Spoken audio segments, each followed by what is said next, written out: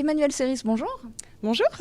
Ça fait 1 an que vous vous battez pour améliorer les choses, pour obtenir des moyens. Dans votre lutte, vous avez été jusqu'à obtenir un rendez-vous au ministère. Oui, en effet, j'ai eu la chance de pouvoir faire partie d'une délégation de la MUF, donc l'Association des médecins urgentistes de France, aux côtés du docteur Pelou et du docteur Nguyen, ce vendredi au ministère. Et nous avons pu rencontrer Madame Nicole Notat et Monsieur Picmal, qui sont chargés effectivement de ces questions au ministère. Est-ce que vous avez l'impression d'être écouté ? Olivier Véran vient de faire des annonces. Est-ce qu'elles correspondent à ce que vous demandiez ? Alors écoutez, oui, certainement. Après, sur le fond des annonces concrètes, on est extrêmement préoccupé par les montants qui sont annoncés, qui ne sont absolument pas en rapport avec les besoins. Et donc on craint qu'il y ait eu une absence de prise de conscience du manque d'attractivité de l'hôpital public pour ce qui est des carrières médicales notamment. Et également en termes de réactivité par rapport aux décisions de restructuration au niveau des hôpitaux. C'est-à-dire qu'à l'heure actuelle, il y a encore des hôpitaux et des services qui sont en cours de fermeture. Et tout ça, ça n'a pas été arrêté. Donc les décisions au niveau des agences régionales de santé n'ont pas été modifiées. Et c'est vrai que c'est des signaux qui sont assez préoccupants.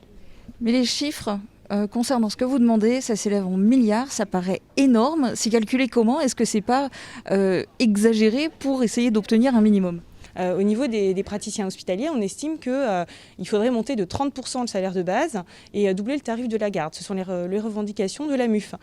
Et donc on n'arrive pas du tout aux montants qui sont annoncés. Alors certes, on arrive sur des chiffres qui paraissent très importants quand on les annonce, mais qui finalement, quand ils sont redistribués et recalculés, ne correspondent pas du tout à ce que nous demandons. Et donc, nouvelle journée d'action, la lutte continue. Aujourd'hui, c'est une journée nationale de grève.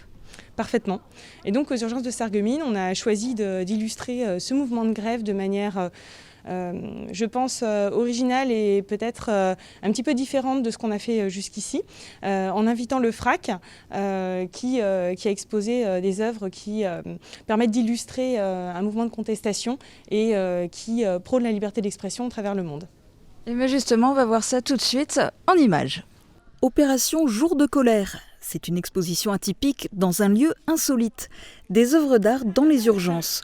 Le FRAC Lorraine, Fonds régional d'art contemporain, a investi les murs de l'hôpital Robert Pax. C'est un projet qu'on monte maintenant depuis plus d'1 an avec le docteur Emmanuelle Séris aux urgences de Sarreguemines, avec cette idée de montrer des œuvres d'art en fait, au sein des urgences. Et là, en l'occurrence, c'est vraiment pour soutenir les mouvements de manifestation des urgentistes, qui revendiquent plus de moyens. Les œuvres n'ont pas été réalisées dans ce but, mais elles représentent toutes un cri de colère. Alors on a choisi 4 œuvres de la collection, de différentes artistes. Il y a 2 artistes qui sont de la région Grand Est, Joséphine Guesplin et Marine Mispaller, et 2 artistes internationales d'Argentine et des États-Unis, Guerilla Girls et Graciela Sacco. Et on a présenté ces 4 affiches dans les urgences. Et en fait, toutes les œuvres parlent de revendications, de manifestations. Une manifestation originale aussi pour le FRAC, qui touche ainsi un public parfois éloigné des musées. Les œuvres sont à découvrir durant les prochaines semaines sur les murs des urgences. Et les patients peuvent emporter les cartes postales, main levée ou poing serré.